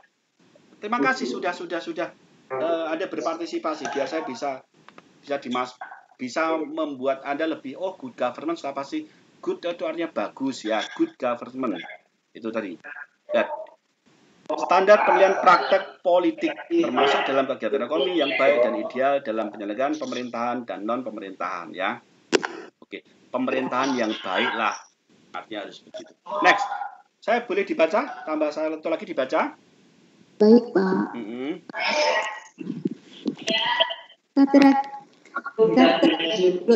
Karakteristik good governance. Karakteristik good governance. Iya. Ciri-ciri good governance. Partisipasi, peraturan hukum, transparansi, tanggapan, berorientasi konsensus. Berkeadilan dan inklusif, efektif dan efisien. Oke, teman-teman, halo. Ya, itu Pak. Nanti Anda sampingnya. Kalian lagi sampingnya. Baca. siapa aktor yang terlibat dalam karakter good governance? Pemerintah, non pemerintahan, badan legislatif,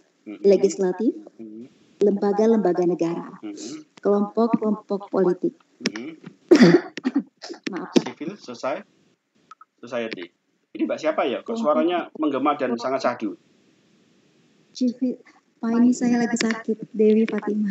Oh, pantesan nggak muncul, sekali muncul sangat merdu suaranya, kayak pembaca berita ya. Oke, Anda lihat baik-baik di situ ada ciri-ciri partisipasi.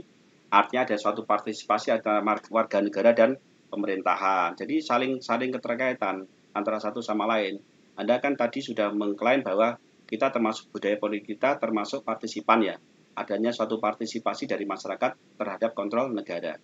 Tataran hukum harus jelas ya, adil, jelas ya, ada kepastian hukum, ada keadilan hukum, ada kemanfaatan hukum, itu peraturan hukum. Jadi ini juga sangat penting teman-teman, karena peraturan dibuat sehebat apapun kalau tidak ada asas manfaatnya, tidak adil dan tidak ada kepastian hukum, maka akan jadi ricuh, karena ini komponen penting dalam good governance. Sama di tol tadi, kenapa kita masuk tol Porong keluar Gresik tidak kesasar, kenapa kita masuk tol Batang keluar Semarang tidak kesasar, kenapa kita dari Simen masuk Tonghu tidak kesasar? Karena ada peraturan yang jelas. Oh, alurnya itu nanti lain merah. Nanti untuk masuk Tonghu lainnya lain biru, lain coklat. Ada suatu aturan yang pasti. Nah, kalau itu Anda bayangkan lain MRT itu pelangi coba. Anda lah bingung ya toh. Nah, Anda mau Simen itu masuknya apa gitu kan. Nah, maka terkadang hukum itu penuh dengan pelangi. Nah, di situ harus ada suatu kepastian hukum. Itu nanti larinya ke peraturan hukum. Transparansi harus transparan lah. Hukum itu harus transparan. Semua pengaturan di bidang ekonomi, sosial, politik, hukum harus transparan. Ini sudah mulai digerakkan di beberapa negara kita, sudah digerakkan di beberapa departemen pemerintahan, adanya transparansi dalam laporan. Ini juga penting. Jadi misalnya ada sumbangan desa, maka diwajibkan bagi petugas tempat, aparat setempat untuk mengumumkan sumbangnya dari mana, jumlahnya berapa, dipakai untuk apa, itu harus transparansi, dilakukan dan dilaporkan, diumumkan di depan balai desa, ada seperti itu.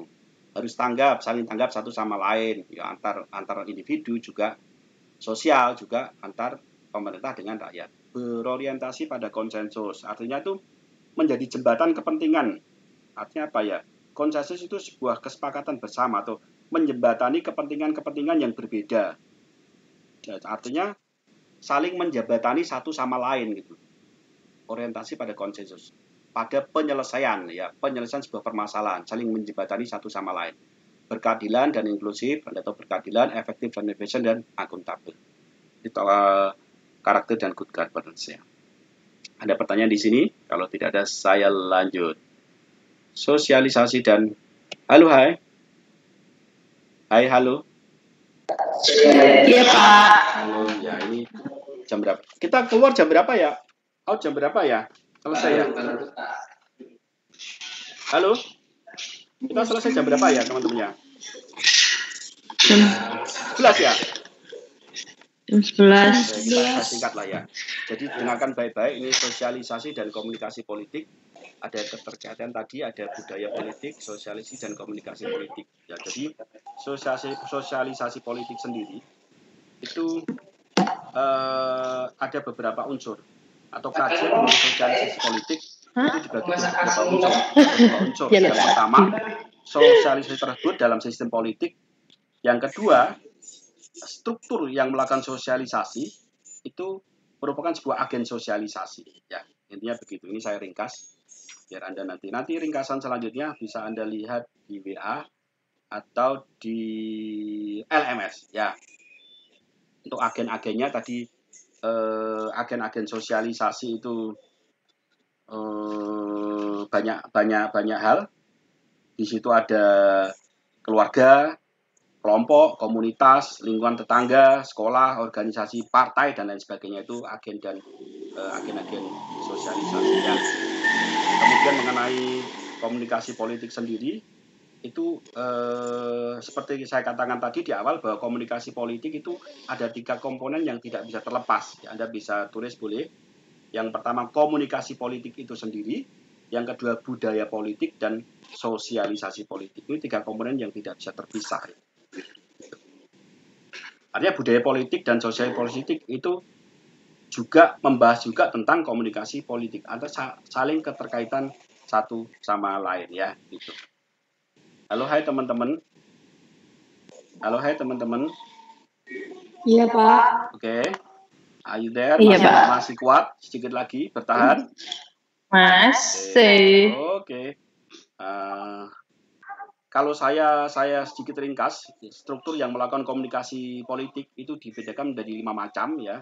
Yang pertama itu komunikasi tatap muka atau face to face, informal. Nanti saya jelaskan sedikit lanjut ya. Itu unsur dari komunikasi yang terpenting. Adanya suatu komunikasi langsung. Yang kedua struktur sosial non politis. Ada keluarga, kelompok ekonomi, ada kelompok keagamaan dan lain-lain. Yang ketiga yang termasuk struktur yang melakukan komunikasi itu input politik, jadi organisasi politik, masyarakat sipil dan lain sebagainya. Kemudian yang keempat output politik, tadi kan input politik, output politik seperti eksekutif, legislatif dan birokrasi. Yang kelima media massa sebagai penjembatan ya, gitu seperti surat kabar, radio, televisi dan lain-lain. Itu ini kira-kira ringkasan tentang komunikasi politik. Halo hai teman-teman. Halo hai. Hai. Halo. Saya boleh absen sekali lagi. Siapa tahu ada tambahan. Yang tidak masuk saja. Arum Khairul Umam masih masuk. Arum, yang tadi WA saya siapa ya? WA Ijen ya? Arum ya? WA di grup ya? Siapa tadi yang WA di grup ya? Arum Khairul Umam. Tidak masuk ya? Komalayanti belum masuk? Ada. Arum ada? Ada. Oh, berarti telat ada ya? Itu kudu 25 itu Umam. Oh, gitu ya? Oke, enggak apa. Berarti enggak telat ya, enggak bisa nyimak ya. Oke. Masuk tapi enggak nyimak ya. Oke, paham. Oke, enggak apa-apa. Saya menghormati teman-teman. Saya salut dengan begitu. Bertahan. Soalnya banyak keluhan itu pada curhat, Pak, saya enggak kuat, Pak, saya gini karena sibuk gitu. Bertahan, teman-teman. Saya bilang bertahan. Enggak lama kok. 1 semester dalam satu mata kuliah itu hanya 1 hari. Kenapa saya bilang 1 hari? Ya tadi, 1 pertemuan 2 jam kali 8 hanya 16 jam. Betul? Karena 1 hari ada 24 jam. Jadi Anda bercinta dan bercengkrama dengan saya itu hanya 1 hari. Tidak waktu yang lama ya. Manfaatkan dengan baik. Bertahan. Demi ijazah tidak apa-apa ya. It's okay. Bertahan itu banyak hal ya. Pak, demi ijazah tidak apa-apa. Pak, demi topi wisuda. It's okay. Tidak apa-apa ya. Gitu ya. Oke. Komalayanti, ada? Halo, hai. Tidak ada ya? Ada, Pak. Ada, Pak. Ini silent apa telat? Ada. Telat? Telat, Pak.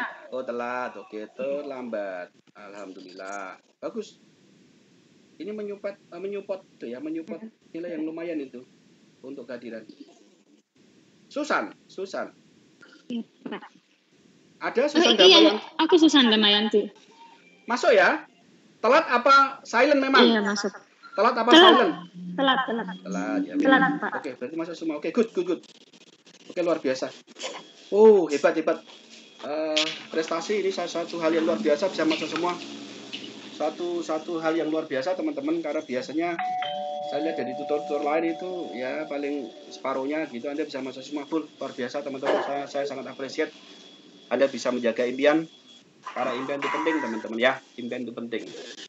Ada yang mau curhat di sini di waktu yang masih singkat? Saya kasih waktu 5 menit. Karena habis ini tentunya Anda masuk di pelajaran mata kuliah lain. Ada yang mau curhat? Pak, permisi saya outroom dulu ya, mau tes COVID. Oke. Mbak siapa? Pak Kustia. Kustia? Iya. Oke, Kustia out dulu. Ya. Oke. Makasih, Pak. Oke, selamat sampai ketemu minggu depan ya. Oke. Teman-teman semua, di akhir sesi ini saya hanya bisa memberikan nasihat kepada Anda, tetap bertahan ya, karena masa depan Anda tergantung dari usaha Anda hari ini. Ya, pastikan bahwa sejarah hidup Anda ke depan itu nanti akan Anda ukir dan Anda bangun dari hal-hal yang kecil begini ya. Saya tekankan sekali lagi, tidak lama pertemuan di UT itu, hanya kalau Anda 6 mata kuliah, berarti hanya 6 hari dalam 1 semester, cukup singkat teman-teman, manfaatkan dengan baik, ya, manfaat dengan baik. Harapan saya nanti Anda pulang ke Indonesia, Anda sudah mendapat gelar sarjana, jadi keberadaan Anda di masyarakat akan diakui. Itu jauh lebih baik teman-teman, daripada teman-teman Anda di luar sana yang tidak pernah memikirkan tentang pendidikan, di mana nantinya mereka hanya pulang, hanya membawa seongkok uang yang bisa hilang. Tapi Anda nanti pulang ke Indonesia dengan membawa gelar, dengan membawa keuangan yang cukup, dengan membawa wibawa, dengan membawa nama baikmu dan nama baik keluargamu ya. Dan pastikan, dan saya sangat meyakini sekali nanti suatu ketika kalau Anda wisuda, Anda undang orang tua Anda kalau sempat meskipun virtual ya, biar Anda tahu, biar mereka tahu bahwa Anda selama di negeri rantau benar-benar memikirkan mereka, atau setidaknya kalau Anda sudah tidak punya orang tua ya orang-orang yang mencintai Anda ya, buat mereka bangga, karena itulah kebaikan, itulah yang nanti yang mereka akan kenang seumur hidup Anda ya. Itu tetap bertahan teman-teman, sampai ketemu minggu depan ya. Ada yang mau diundangkan? Tidak ada? Kalau tidak ada, saya tutup, kita sambung bincang-bincang kita di grup. Jangan lupa pesan saya, tugas, jangan sampai tidak dikumpulkan, karena itu mensupport nilai yang lumayan. Pertemuan 1, 2, 3, teman-teman ada diskusi di situ, Anda mulai lihat diskusi itu. Pak, saya mau diskusi, tapi saya takut salah. Jangan takut salah, kita ini manusia. Dan Anda masih S1, jadi saran saya boleh salah. Ya. Anda boleh salah, karena dari salah itu Anda akan dikoreksi, dan Anda akan tahu bagaimana untuk menjadi benar. Ya, begitu. Yang penting satu, jangan takut salah. Ya, itu intinya. Apapun itu, sebisa. Kalau membuat komentar ya yang kira-kira ya yang sesuai pikiran Anda. Jangan bikin komentar, teman Anda di depan sudah Anda bikin komentar, kemudian Anda selanjutnya benar kata teman saya di atas. Wah, itu jangan, itu bukan komentar ya. Itu ngajak perang namanya ya, gitu. Pokoknya Anda bikin komentar sebisa mungkin itu untuk melatih daya pikir Anda ya. Anda harus lebih progresif dalam kuliah. Lakukan segala cara supaya Anda bisa bertahan. Itu pesan saya. Oke? I love you all. See you next time. Sampai ketemu minggu depan. Tetap semangat. Jaga ketahanan fisik. Jaga kesehatan. Ya. Jaga semangat Anda. Tetap bergandeng tangan ya. Masuk bareng. Keluar bareng. Oke? Terima kasih. Assalamualaikum warahmatullahi wabarakatuh. Oke. Sampai ketemu. Waalaikumsalam warahmatullahi wabarakatuh. Oke, yang mau live boleh live.